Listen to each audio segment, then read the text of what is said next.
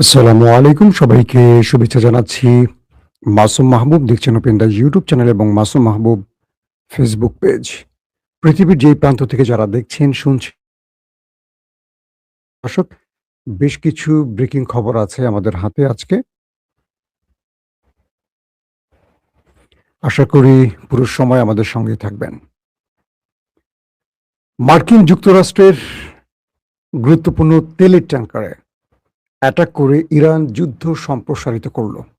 বলা হচ্ছে এবার নতুন মিশরে অ্যাটাক করেছে, যেটা আমি আপনাদের কালকে বলেছি। কিন্তু কাল রাতে আরেকটি খবর দিয়েছিলাম যে ইরান সারপ্রাইজ অ্যাটাক করেছে মার্কিন ঘাঁটিকে টার্গেট করে জর্ডানে।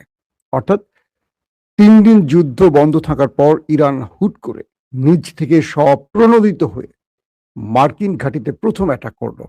এর আগে কখনো ইরান প্রথম অ্যাটাক করেনি। তার পাল্টা জবাব দিয়েছে আমেরিকা। ইরানের মধ্যে ব্যাপক হামলা চালিয়েছে মার্কিন যুক্তরাষ্ট্র। পাশাপাশি তুরস্ক এবং ইরানের মধ্যে ইসরায়েলের মধ্যে টানাপোড়েন শুরু হয়েছে। তুরস্ক বিরুদ্ধে এবার ইসরায়েল আমেরিকার কাছে শুধু নালিশ নয়, নতুন অস্ত্র কেনার চুক্তি করতে ছুটে গেছে। এবং ইরাকে ইরান সমর্থিত টার্গেটে হামলা করে সৌদি এবং যুক্তরাষ্ট্র ইরানের টার্গেটে আবার পড়েছে। তার মাসুল দিতে হয়েছে এবার আমেরিকাকে। প্রিয় দর্শক, চলুন আমি আপনাদেরকে গুরুত্বপূর্ণ একটা একটা করে সেই খবরগুলো দেওয়ার চেষ্টা করছি। প্রথমেই আমি চলে যাচ্ছি আমেরিকা গেল রাতে, অর্থাৎ যে রাতের পর আমরা লাইভ শেষ করে সময়টা পার করেছি, সেই সময় মধ্যরাতে যে ইরানের উপর হামলা হয়েছে তার বিস্তারিত খবরগুলো একটু জানাবার চেষ্টা করছি। বলা হচ্ছে মার্কিন সেন্ট্রাল কমান্ড তারা স্পষ্ট করছে গণমাধ্যমে জানিয়ে যে তারা ক্ষেপণাস্ত্র, ড্রোন ও সামুদ্রিক স্থাপনা সহ আইআরডিসির কয়েক ডজন লক্ষ্যবস্তুতে সফল অ্যাটাক করেছে। মার্কিন সেন্ট্রাল কমান্ড জানিয়েছে গভীর রাতে মধ্যপ্রাচ্য মধ্যপ্রাচ্যে মার্কিন বাহিনীকে লক্ষ্য করে ক্ষেপণাস্ত্র হামলার চেষ্টার জবাবে মার্কিন বাহিনী ইরানের বিরুদ্ধে একটি কড়া হামলা করেছে, বড় মাপের হামলা করেছে। মার্কিন বাহিনীর উপর ক্ষেপণাস্ত্র হামলার চেষ্টার জবাবে ২৯ জুলাই তারা বলছে মার্কিন বাহিনীর উপর হামলার চেষ্টা, তারা বলছে না যে হামলাটি সফল হয়েছে, মানে ইরান যে হামলাটি সফলভাবে করেছে এটা বলছে না, তারা বলছে যে চেষ্টা। তার মানে তারা বোঝাচ্ছে ইরানের হামলাটা সফল হয় না, এটা হলো তাদের কৌশল।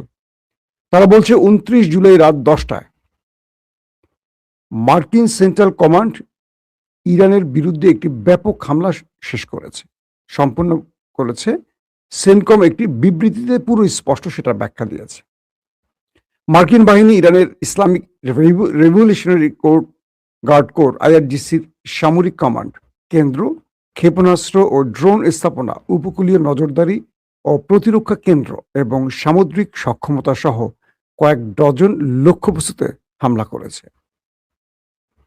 কমান্ডের বর্ণনা অনুযায়ী ২৮শে জুলাই আইআরজিসি বাহিনী কর্তৃক একটি অতর্কিত হামলার চেষ্টার জের ধরে এই অভিযানটি চালানো হয়। যখন ইরান মধ্যপ্রাচ্যে অবস্থিত মার্কিন বাহিনীকে লক্ষ্য করে একাধিক ব্যালিস্টিক ক্ষেপণাস্ত্র নিক্ষেপ করে, তখন তারা প্রতিশোধ হিসেবেই এই জবাবটি দিয়েছে। পাশাপাশি ইরানের সব ক্ষেপণাস্ত্র সফলভাবে প্রতিহত করা হয়েছে এমনটিও দাবি করছে। ইরান যে একদিন আগে মার্কিন ঘাঁটিগুলোকে টার্গেট করে অ্যাটাক করেছে, সবগুলোকে প্রতিহতের দাবি করছে তারা। মার্কিন সামরিক বাহিনী জানিয়েছে ৫০,০০০-এরও বেশি মার্কিন সেনা বর্তমানে মধ্যপ্রাচ্য জুড়ে মোতায়েন রয়েছে এবং তারা অত্যন্ত অত্যন্ত সতর্ক, মনোযোগী ও মারাত্মক ও প্রস্তুতি আছে। ৫০,০০০ সেনা ইরানের বিরুদ্ধে লড়াই করার জন্য সদা প্রস্তুত, এটি জানাচ্ছে। ইরানের গণমাধ্যম জানিয়েছে যে দক্ষিণ ইরান জুড়ে মার্কিন ক্ষেপণাস্ত্র হামলার নতুন ঢেউ চলাকালে দেশটির কেশম দ্বীপের একটি আবাসিক এলাকা আক্রান্ত হয়েছে। তসনিম তসনিম নিউজ এজেন্সি জানিয়েছে খুজেস্তান প্রদেশের আহবাজে বিকট বিস্ফোরণের শব্দ শোনা গেছে এবং এই হামলার কারণে শহরের কিছু অংশে বিদ্যুৎ বন্ধ হয়ে গেছে।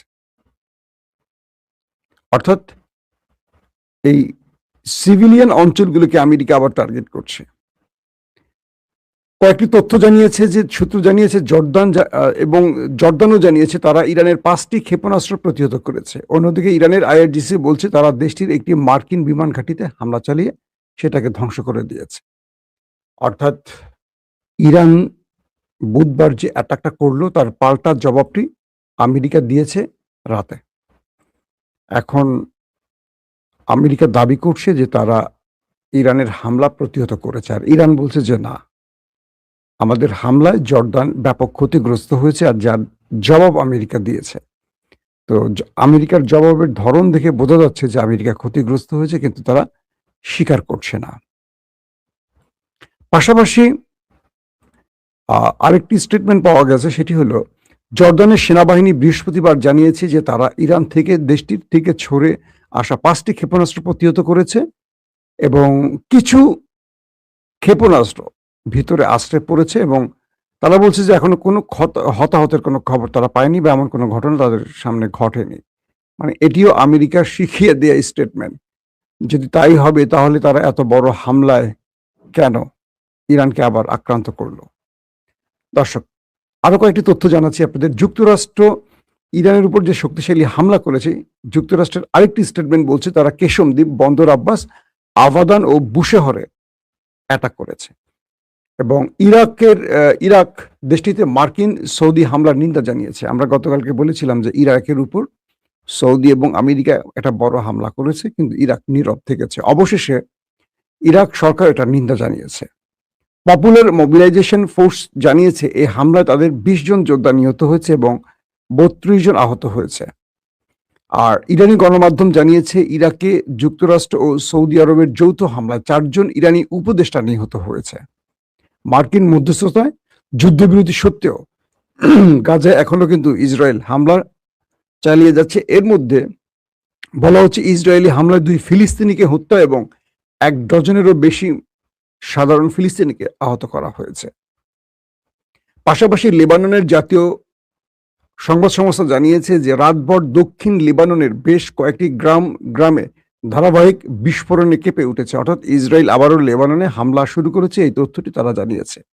ইসরায়েলি বাহিনী মধ্যরাত থেকে ভোর পর্যন্ত আল মানসুরি, মাছদাল জৌন এবং মাঝরাত বুয়ুত আল সিয়াদ শহরে নিয়ন্ত্রিত ধ্বংসযজ্ঞ চালিয়েছে।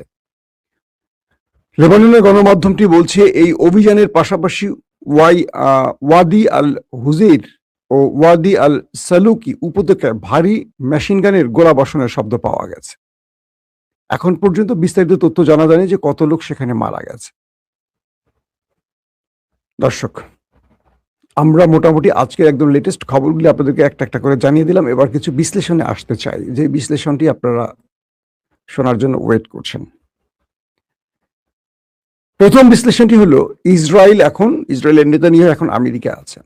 তার আমেরিকা থাকার কয়েকটা উদ্দেশ্য। একটি হলো ইরানে যেন আমেরিকা বড় মাত্রা অ্যাটাক করে, এবং ইরানের মধ্যে গোয়েন্দা তথ্যের আলোকে ইসরায়েল জেনেছে তারা 60% সমৃদ্ধকরণ ইউরেনিয়ামকে 90% পৌঁছে দিয়েছে। অর্থাৎ পারমাণবিক বোমা তৈরির কাঙ্ক্ষিত লক্ষ্যে ইরান পৌঁছে গেছে। একটি সূত্র বলছে যে ইরান নিউক্লিয়ার তৈরি করে ফেলেছে, অর্থাৎ নিউক্লিয়ার ওয়ারহেড তৈরি করে ফেলেছে, এবং শীঘ্রই ইরান তার খাইবার শেখান বা আরো যে নতুন ভেরিয়েন্টের মিসাইল তৈরি করেছে যেগুলো আপগ্রেডেড, সেই মিসাইলগুলোতে এই ওয়ারহেডগুলো বসিয়ে যে কোনো অঞ্চলে যে কোনো দূরসীমায় অ্যাটাক করতে পারে। তাই ইরানের উপর দ্রুত এই অ্যাটাকটা জরুরি। দ্বিতীয়ত হলো আমেরিকা যেন তুরস্ককে F-35 কোনোভাবে বিক্রি না করে, পাশাপাশি ভূমধ্য সাগরে তুরস্কের তাণ্ডব থেকে বাঁচার জন্য একটা নতুন চুক্তি করতে চায় ইসরায়েল আমেরিকার সাথে, এবং সেখানে তারা চাচ্ছে যে একটা নতুন P-8 পোসাইডন আকাশযান এটা কেনার জন্য। এখন এটার যে ব্যয় বা এটার দাম, ইসরায়েল এটা কিনতে মানে খুব বড় রকম সংকটে পড়বে, কারণ যুদ্ধকালীন সময় তাদের অর্থনীতির মোটামুটি 12টা বেজে 13টা বেজে গেছে। তো আসেন, ইসরায়েল চাচ্ছে এখন তুরস্ককে ঠেকাতে, কারণ ইরানের পরই তাদের টার্গেট হবে তুরস্ক, আর তুরস্ক ইরানের মতো না, তারা আরো অনেক আধুনিক অস্ত্রের মালিক। ইরান এখন পর্যন্ত তার যুদ্ধে ড্রোন আর মিসাইলের ব্যবহারটি দেখিয়েছে। আর তুরস্কের কাছে ড্রোন, মিসাইল থেকে শুরু করে যুদ্ধ বিমান থেকে শুরু করে রয়েছে আরো এক ঝাঁক নতুন উদ্ভাবিত যুদ্ধাস্ত্র, যার সাথে পৃথিবী এখনো পরিচিত নয়। যাদের কাছে আছে পঞ্চম প্রজন্মের স্টিলথ প্রযুক্তির যুদ্ধ বিমান, যাদের কাছে আছে সামুদ্রিক সাবমেরিন, যাদের কাছে আছে পৃথিবী বিখ্যাত ড্রোন। এবং তুরস্ক সাম্প্রতিক এক যুগে যতগুলো ফ্রন্টে যুদ্ধ করেছে প্রত্যেকটিতে বিজয় পেয়েছে। পৃথিবীর আর একটি দেশে সবগুলো ফ্রন্টে বিজয় পায়নি, না আমেরিকা, না ইসরায়েল, না ইরান, না কি বলবো রাশিয়া সহ অন্য দেশ, কিন্তু তুরস্ক তার প্রতিটি ফ্রন্টে বিজয় পেয়েছে। তো এখানে ইসরায়েল চাইছে যে কোনো ভাবে মার্কিন যুক্তরাষ্ট্রের তৈরি P-8 পোসাইডন সামুদ্রিক টহল ও সাবমেরিন বিধ্বংসী এই যানটি কিনতে, আকাশযান বলে এটাকে। তারা বলছে যে তুরস্ক ভূমধ্যসাগর থেকে তার সাবমেরিন ব্যবহার করে ইসরায়েলকে ধ্বংস করতে পারবে খুব সহজে। আর তুরস্ক এই যুদ্ধটা আকাশে করবে, স্থলের চেয়ে সমুদ্রে বেশি টার্গেট করবে, অর্থাৎ আকাশ আর জল, পানিপথ। এটা তুরস্কের জন্য খুব সহজ হবে। তাহলে তুরস্কের এই সাবমেরিনকে ধ্বংস করতে হলে তাদের আকাশ টহলযান বৃদ্ধি করতে হবে, এবং আকাশ থেকে আক্রমণের সক্ষমতা বাড়াতে হলে তাদেরকে P-8 পোসাইডন এই কি বলে সামুদ্রিক টহল ও সাবমেরিন বিধ্বংসী আকাশযানটি খুব জরুরি। এটার একটির দাম প্রায় $3.5 কোটি। তাহলে এবার হিসাব করেন যে কত টাকার এটার মূল্য হতে পারে, $3.5 কোটি।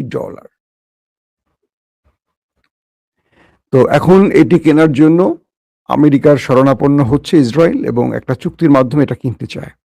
দ্বিতীয় যে বিষয়টি হলো, গতকালকে ইরান আরেকটি দেশে তার আক্রমণ বৃদ্ধি করেছে, যদিও ইরান এটিকে স্বীকার করেনি। বলা হচ্ছে মিশরের দামিয়েত্তা যে LNG বন্দর আছে সেখানে হামলা হয়েছে। কি হয়েছিল আসলে ঘটনাটি? যখন ইরাকে ইরানের টার্গেটে সৌদি আরব এবং আমেরিকা অ্যাটাক করে, বলা হচ্ছে ইরান দাবি করছে তাদের 4 জন উপদেষ্টা মারা গেছে এবং 20 জন সেখানে মারা গেছে, সব মিলে 32 জন গুরুতর আহত হয়েছে।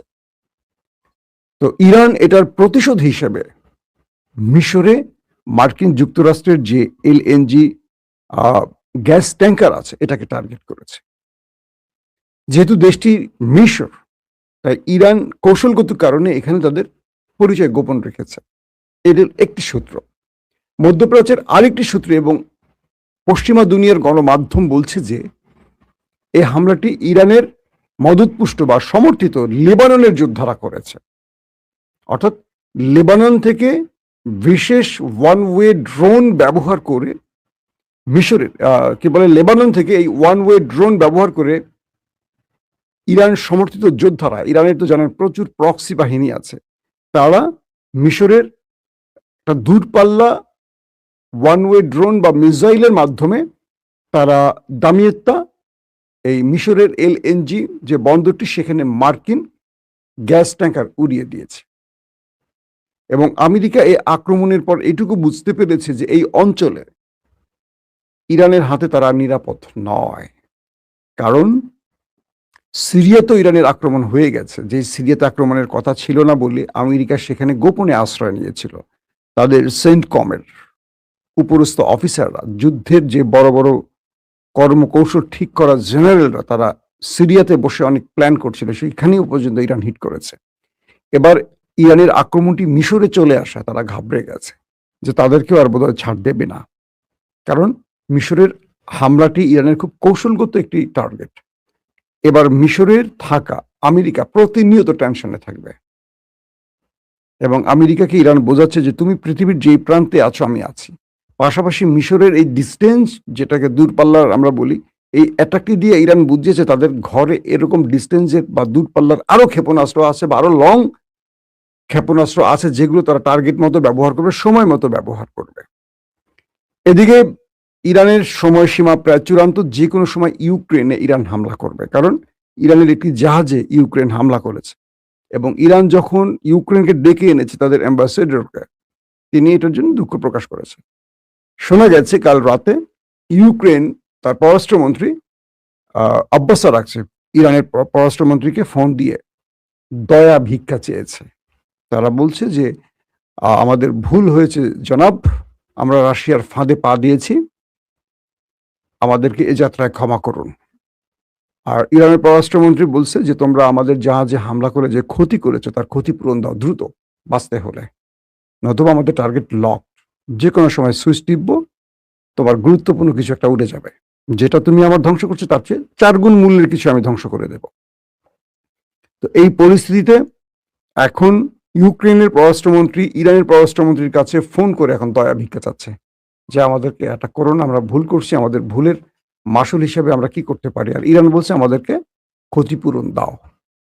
যদি ক্ষতিপূরণ ইরান পেয়ে যায় সেক্ষেত্রে অ্যাটাকটি হয়তো বা করবে না, কারণ ইরান আরেকটা ফ্রন্ট এখন যুদ্ধ ছড়াতে চাচ্ছে না, আমেরিকাকে আগে সাহায্য করে কন্ট্রোলে আনুক। আর যদি তারা কোনো ক্ষতিপূরণ না দেয় সেক্ষেত্রে ইরান যে কোনো সময় শুনবেন যে অ্যাটাক করে বসছে ইউক্রেনে।